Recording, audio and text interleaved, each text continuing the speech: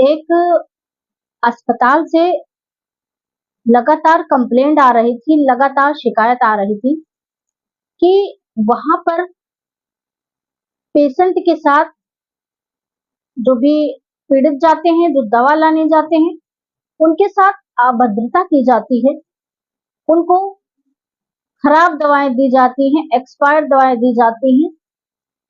कोई भी केयर नहीं करता है, उल्टी सीधी बातें बोलता है, उल्टे सब सीधे शब्दों का प्रयोग करता है, चाहे वो डॉक्टर हो या फिर वो स्टाफ हो। तो जो वो हॉस्पिटल होता है, वो काफी समय ऐसा चलता रहता है। वहां के जो गांव के लोग होते हैं, वो एक आईएएस अधिकारी होती हैं, नेहा, उनके पास वो कई एप्लीकेशन जाते हैं इस संबंध में, हॉस्पिटल से रिलेटेड, कि वहां पे तमाम शिकायतें वहां की होती हैं। तो आईएएस जो होती है नेहा, वो सोचती है कि अगर बता कर जाऊंगी या फिर अचानक जाऊंगी तो वहां के लोग सतर्क हो जाएंगे, और अगर बिना बताए गई तभी उनकी बातों को मैं समझ पाऊंगी कि वो सही कह रहे हैं कि गलत कह रहे हैं या फिर झूठा आरोप लगा रहे हैं। तो जो आईएएस होती है, वो एक दिन आती है ऑफिस पर, और उसके बाद उनको ये चीजें याद आती हैं, तो वो साड़ी पहनती हैं, उसके बाद घूंघट करती हैं, और अपनी जो सरकारी गाड़ी होती है, उसको वो अपने ड्राइवर से कहती है, उसको कार्यालय से थोड़ी दूरी पर ले जाकर खड़ा कर दो, जिससे किसी को ये ना लगे कि मैम यहीं पर हैं। और प्राइवेट गाड़ी मंगाती हैं। प्राइवेट गाड़ी में वो बैठ करके जब अस्पताल पहुंचती हैं, तो अस्पताल में जो हो रहा होता है उसको देखकर वो सोच में पड़ जाती हैं कि क्या ये डॉक्टर हैं, ये कर्मचारी हैं, ये लोग ऐसा किसी भी पेशेंट के साथ कर सकते हैं? ये डॉक्टर हैं जिनको लोग भगवान का दर्जा देते हैं, क्या ये ऐसा कर सकते हैं? एक समय तो आईएएस को यकीन ही नहीं होता है। जी हाँ, नमस्कार, प्रणाम साथियों, मैं हूँ खुशबू कनौजिया, और मेरे इस एपिसोड में आपका बहुत बहुत स्वागत है साथियों। आज हम बात करेंगे उत्तर प्रदेश का एक जिला होता है हरदोई, वहां की सच्ची घटना है। एक लड़की होती है जिसका नाम होता है नेहा, और एक लड़का होता है जिसका नाम होता है विकास। वो दोनों पढ़ाई लिखाई करते हैं। लड़की जो होती है वो भी अपने घर की अकेली रहती है, और जो लड़का होता है वह भी अपने घर का अकेला रहता है, यानी कि उसके कोई भाई बहन नहीं होते हैं। वो लड़की जब स्कूल जाया करती थी, कॉलेज जाया करती थी, तो वो किसी लड़के से कोई उसका फ्रेंड हो जाता है, जिससे वो अपनी बातों को शेयर करने लगती है, अपनी समस्याओं को बताती है, अपने कार्य, अधूरे कार्य को उससे करवाती है। ऐसे ऐसे काफी समय बीतता जाता है, वो और बड़े हो जाते हैं।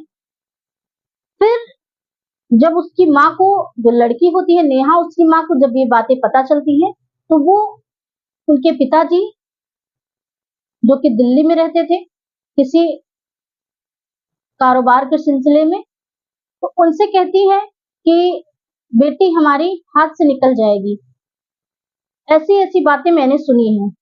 तो जो लड़की के पिता होते हैं वो कहते हैं कि अगर बेटी ने ऐसा कुछ कर लिया तो बड़ी बदनामी होगी। तो वो बेटी से बात करते हैं और कहते हैं, बेटा तुम यहाँ चले आओ। तो लड़की कहती है कि नहीं नहीं पापा, मैं यहीं ठीक हूँ, मुझे पढ़ाई करनी है, मुझे अफसर बनना है। तो जो पिता होते हैं वो कहते हैं कि ठीक है, तो एक बार मैं तुम्हें मौका दे देता हूँ, लेकिन दोबारा मैं तुम्हें उस लड़के से बात करते या फिर उसके साथ में ना देखूं। तो लड़की कहती है ठीक है पापा, अब ऐसी गलती नहीं होगी। फिर धीरे धीरे बात करना वो बंद कर देती है। फिर जब पढ़ाई पूरी हो जाती है, तो पिता सोचते हैं क्यों ना इसी लड़की की शादी कर दूं। फिर वो एक अच्छे से परिवार में, जो कि लड़का डॉक्टर रहता है, उससे अपनी बेटी का विवाह कर देते हैं। विवाह कर देते हैं और वो सोचते हैं कि बेटी की शादी कर दी, बेटी खुशहाल रहेगी, उधर वो दोनों भी खुशहाल रहते हैं। शादी होने के बाद कुछ दिनों तक तो विकास, जो डॉक्टर विकास था, वो सही रहता है। उसके बाद वो अपनी हरकत में आने लगता है। कभी लड़कियों को लाया करता है घर पे, तो कभी नशे में आया करता है। इन सब चीजों को देखकर जो नेहा होती है वो परेशान होती है और पिताजी से कहती है कि पापा आपने कैसी मेरी शादी कर दी है, मैंने तो जो सोचा था उससे ये उल्टा ही हो रहा है। तो पिता कहता है बेटा कोई बात नहीं, पति परमेश्वर होता है और जैसे तैसे मैनेज करो, उसके बाद अगर ऐसी बात फिर कभी हो तो बताना। फिर कुछ समय ऐसे चलता रहता है। तो जो लड़की होती है वो, जो विकास होता है, उससे कहती है मुझे तुम्हारे साथ नहीं रहना, मैंने क्या सोचकर शादी किया था और तुम क्या हो, मुझे तुम्हारे साथ नहीं रहना। तो वो जो लड़का होता है वो भी किसी लड़की से प्रेम प्रसंग में होता है। वो कहता है ठीक है मत रहो, मुझे कोई दिक्कत नहीं है, मैं अपनी लाइफ में बहुत खुश हूँ, तुम थी तब भी और नहीं थी तब भी मुझे कोई दिक्कत नहीं है।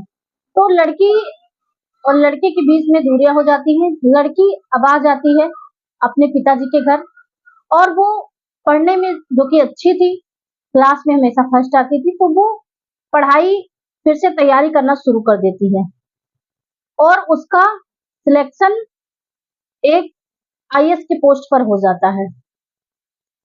उसके बाद जब उसका सिलेक्शन आईएएस के पोस्ट पे हो जाता है तो कुछ समय तो वो दूसरे जिले में रहती है, उसके बाद ट्रांसफर होकर फिर अपने ही जिले में आ जाती है।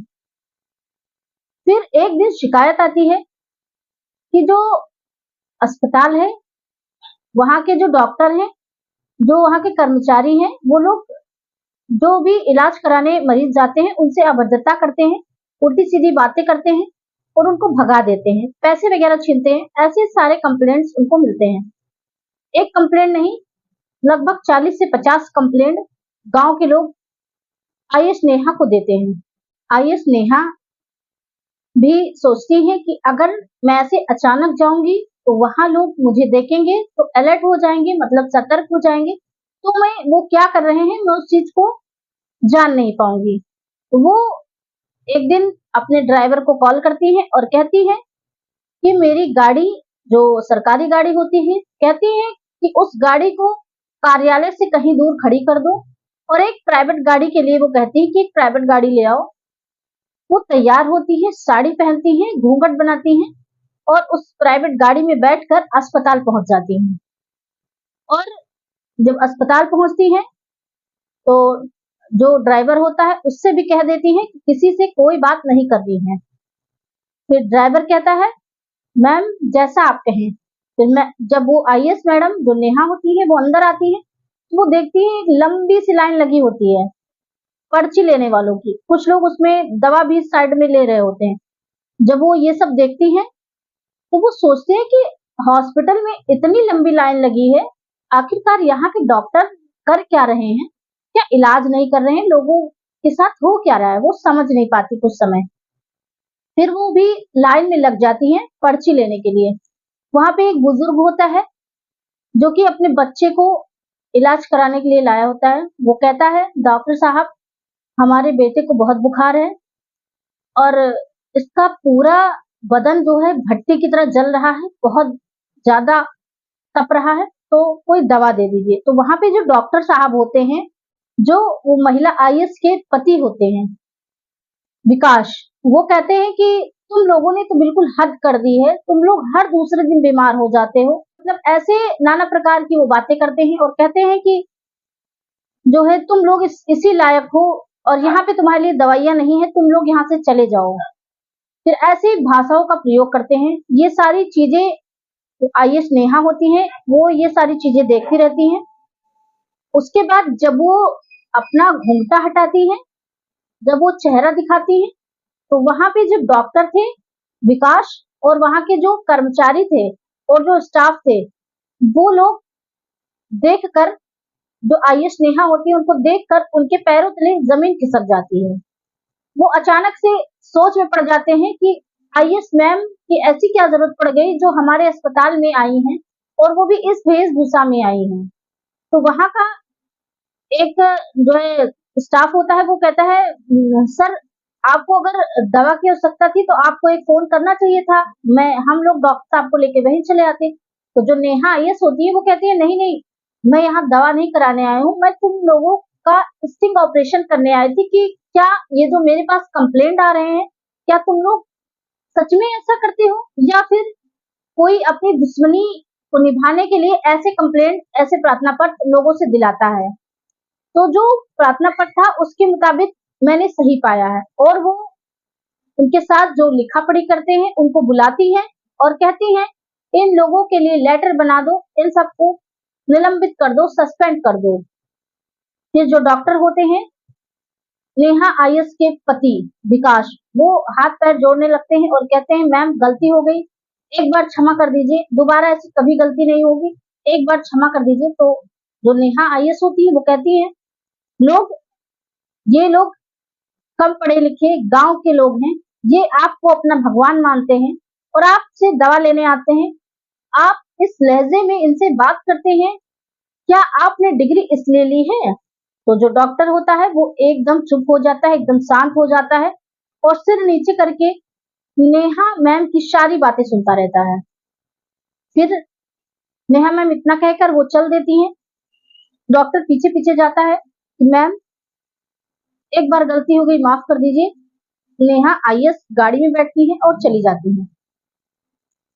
उसके दूसरे दिन वो जब कार्यालय पे रहती हैं तो फिर वो जो विकास होता है, डॉक्टर होता है, उनका हस्बैंड होता है, वो फिर आता है और एक बार फिर कहता है, एक बार गलती हो गई, निलंबन वापस करवा दीजिए, बहाल कर दीजिए, मेरी जिंदगी खराब हो जाएगी और मुझसे बहुत बड़ी गलती हो गई। तो जो आईएएस होती है वो कहती है, अगर आपको कोई और टॉपिक पे, किसी और विषय पे बात करनी है तो आप यहाँ रुक सकते हैं, वरना आप यहाँ से जा सकते हैं।